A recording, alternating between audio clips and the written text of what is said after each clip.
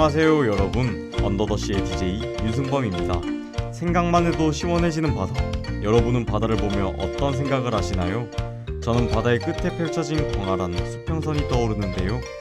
오늘의 라디오를 통해 푸른 바다를 함께 파헤쳐보고자 합니다.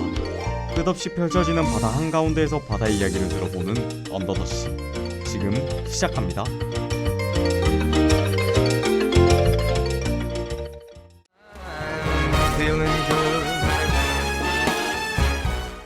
안녕하세요 청취자 여러분, 지난 7화 미국의 바다에 이어 8화로 돌아온 언더더시입니다. 오늘은 바다의 어떤 모습을 알게 될지, 또 어떤 나라의 바다를 이야기할지 궁금하시죠? 그럼 오늘도 힘차게 언더더시 8화 시작해볼게요. 오늘 소개해드릴 바다의 TMI는 무엇일까요? 바로 바다 신화입니다. 지난 학기 제가 진행했던 우즈라이크 청취자라면 신화에 대해서 아는 부분이 많을 텐데요. 오늘 소개해드릴 바다의 신화는 무엇일까요? 궁금하시죠? 지금 시작해보겠습니다. 오래전 사람들에게 바다는 공포와 경외의 대상이었습니다. 비바람과 폭풍이 몰아칠 때마다 넘실거리는 파도에 휩쓸려 사고를 당하기도 했지만, 언제 그랬냐는 듯 맑은 하늘 아래 잠잠해지는 바다는 고대인들에게 신비의 대자연이었죠. 많은 사람이 삶의 터전으로 삼아 목숨을 유지하기도 했습니다. 또 다른 어떤 이는 수평선 너머 어떤 세계가 있는지 향해를 떠나는 이들도 있었습니다. 바다는 인간에게 있어 뗄래야 뗄 수 없는 삶의 터전이었죠. 바다에 대한 고대인의 경애와 믿음은 신화 속 바다의 신으로 형상화되었습니다. 자연 만물에 생명이 있다고 믿은 고대인의 특징이기도 합니다. 이러한 바다에 대한 두려움, 호기심 등이 어떤 모습의 신으로 나타났을지 궁금하시죠? 오늘 바다의 TMI를 통해 자세히 알려드리겠습니다. 그럼 노래 듣고 와서 알려드릴게요.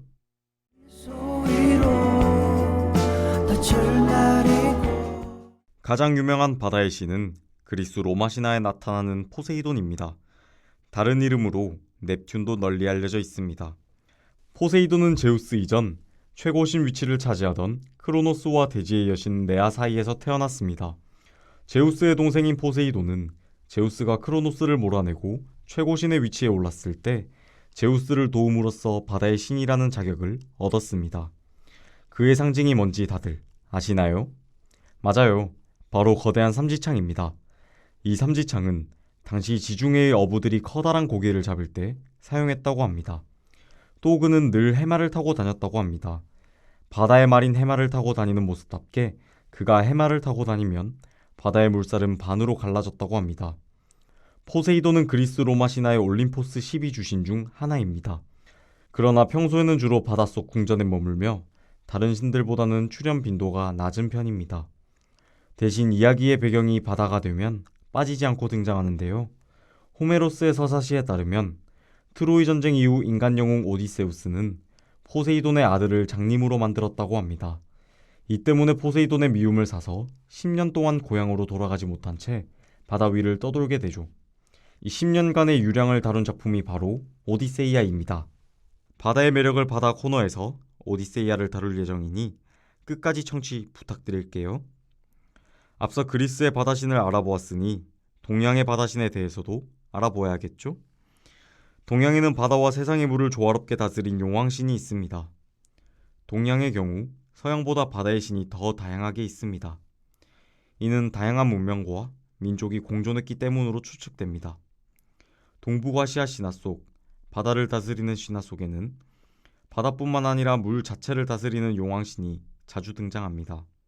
섬나라 일본의 경우 용왕 외에 에비스가 해신으로 숭배받기도 했습니다. 정확히 말해 에비스는 오른손에 낚싯대를 쥐고 있는 어업의 신으로 바다의 제사를 지낼 때 숭배의 대상이 된 해신 중 하나입니다. 우리나라 신화에서도 바다의 신은 주로 물의 신과 같은 모습으로 나타납니다. 대개의 용왕, 용신으로 나타나는 이 신들은 현실과 멀리 떨어진 바다 세계, 즉 용궁을 다스리는 세계의 신으로 묘사되죠. 전해오는 바에 따르면 신라 임금 석탈에는 바다 및 용궁 출신이라고 합니다. 그는 신라 시대의 땅이 아니라 바다 위 배에서 발견된 인물로 스스로를 용성궁에서 왔으며 알로 태어나 버림받았다고 소개했죠. 오랜만에 재미있는 신화 이야기를 소개해드렸는데 재미있었나요? 다음에도 유익하고 재미있는 TMI 많이 소개해 드릴게요. They all laughed at Wilbur and his brother when they said 바다에 관한 TMI 다들 잘 들으셨나요? 이번 코너는 나라별 유명한 바다 관광지를 소개하는 시간입니다. 오늘 소개해드릴 바다는 바로 캐나다의 바다입니다. 캐나다 바다가 유명한 사실을 알고 계셨나요? 잘 모르셨다면 오늘 캐나다 바다의 매력에 대해 소개해드릴게요. 장대하게 펼쳐진 대자연의 한가운데에서 만끽하는 여유로움이 일품인 캐나다의 바다는 여러 민족이 만들어내는 다양한 문화체험은 다른 나라에서와는 사뭇 다른 여행의 즐거움을 안겨주기에 충분합니다. 허니문으로 캐나다는 더할 나위 없는 대안인데요. 캐나다 브리티시 컴벌리아 주의 관광명소 밴쿠버, 빅토리아, 휘슬러 등을 기점으로 근방의 대자연을 둘러보며 선상유람을 즐기는 코스는 많은 사람들에게 인기 상품이라고 합니다. 이뿐만이 아니라 작은 어촌마을 스티브스톤은 1350km를 흐르는 프레이저 강이 태평양과 뒤섞이는 곳이자 물고기를 잡는 어선들이 모여있는 작은 부둣가가 있는 스티브스톤입니다. 실제로 어업 활동이 이어지는 곳이라 어부들이 잡아온 신선한 해산물을 먹을 수 있다고 합니다. 바다에서는 투어를 하는 보트부터 어촌마을답게 많은 어선이 어우러져 이색 풍경을 자랑합니다. 그리고 좀 더 걸어가면 피크닉이 생각나는 평화로운 비치와 드넓은 공원까지 만날 수 있다고 합니다. 두 번째 추천지는 트와이스도 다녀간 화이트락입니다. 바다와 가까워지는 걷기 좋은 데크와 왠지 기분 좋은 기찻길이 있는 이색 풍경을 만날 수 있습니다. 이곳이 바로 트와이스의 대표곡 중 하나인 라이키 뮤직비디오의 배경입니다.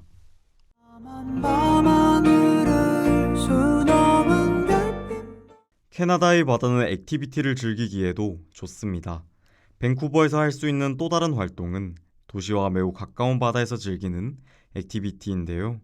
온화한 날씨와 함께 딥코브와 같은 장소가 특히 여름에 카약과 같은 다이나믹한 액티비티를 즐기기에 완벽한 장소입니다. 딥코브는 파도가 상당히 많고 위험한 해류가 없기 때문에 이전에 서핑을 해보지 않았더라도 연습하기에 좋은 장소 중 하나입니다. 방수 카메라를 구비하는 것을 강력 추천한다고 합니다. 참고로 대표적인 서핑 스팟으로는 체스터맨 비치와 롱비치가 있는데 체스터맨 비치는 영국 가디언지에서 선정한 세계에서 가장 아름다운 해안가 중 하나, 압도적일 만큼 광활하게 펼쳐진 롱비치는 보드 위에 올라 지구 반대편에 이를 수 있을 것 같다는 착각에 빠지게 하는 곳이라고 합니다. 또 다른 액티비티는 바로 개잡이 체험입니다. 밴쿠버 주변의 해안 지역에서는 주로 데드리스트해에서 다양한 종류의 개가 잡힙니다. 대표적인 종류로는 던지너 크랩이 있다고 합니다. 밴쿠버 주변에서는 주로 덫을 사용하여 개를 잡는데요. 덫은 바닷물에 가라앉아 있고 그 위에는 개가 들어가기 쉬운 입구가 마련되어 있습니다. 체험자들은 덫을 받아 바닥에 놓고 일정 기간 후에 올려 개가 잡힌 것을 확인한다고 합니다. 던지면 잡힌다고 할 만큼 많은 개들이 잡힌다고 합니다. 밴쿠버 주변에서의 개잡이는 지역 어부들에게도 중요한 경제활동 중 하나이며 사람들은 신선한 개를 즐기기 위해 어부들의 수고를 기다리기도 해요. 여러분도 캐나다에서 서핑도 즐기고 개잡이 체험도 하며 캐나다의 바다를 만끽하는 것은 어떨까요?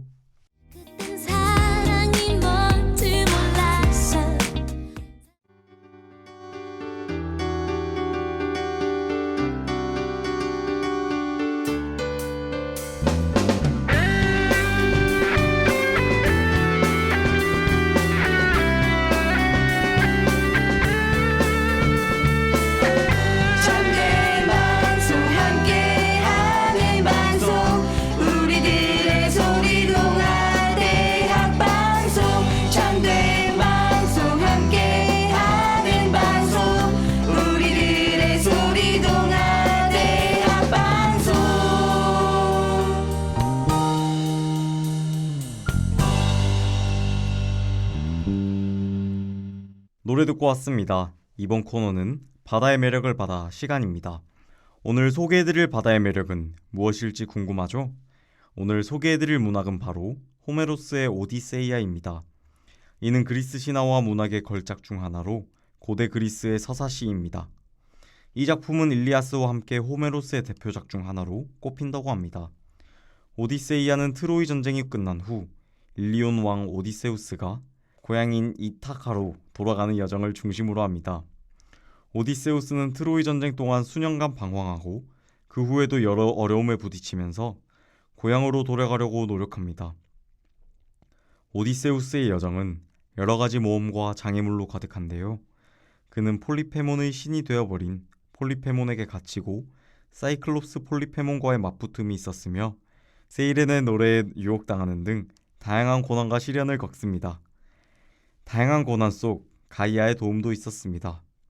오디세우스의 아들 텔레마코스는 아버지의 행방을 알 수 없어 하룻밤이라도 가족과 함께 보낼 수 있도록 가이아의 도움을 받습니다.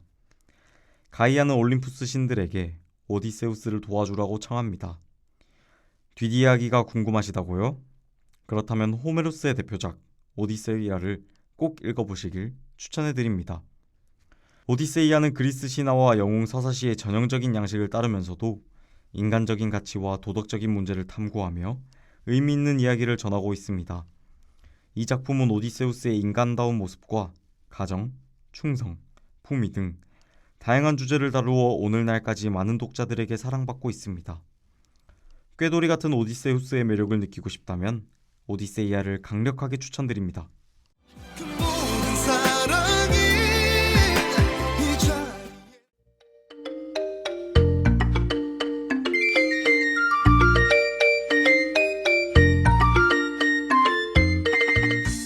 오늘 소개해드린 바다의 이야기 어떠셨나요? 오랜만에 여러분에게 재미있는 신화를 소개해드릴 수 있어 저는 정말 재미있는 시간이었습니다. 오늘 추천해드린 오디세이아를 읽고 우리 모두 오디세우스처럼 넘치는 아이디어를 가져보는 건 어떨까요? 오늘의 라디오를 다시 듣고 싶으시다면 유튜브와 다우미디어 센터 홈페이지를 방문해주세요. 지금까지 제작과 송출의 황수빈 PD 수고 많으셨고요. 저는 언더더시의 DJ 윤승범이었습니다. 다음 주에 만나요. 안녕.